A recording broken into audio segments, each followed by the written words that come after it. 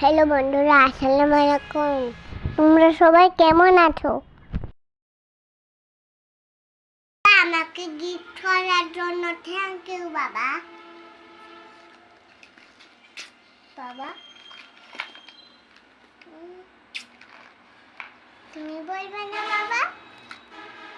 বাবা তো বলছে না মা। গাইস, এটা খুলে রেখে চলো সবাই দেখা যাক এর মধ্যে কি কি আছে। কি সুন্দর, ওয়াও!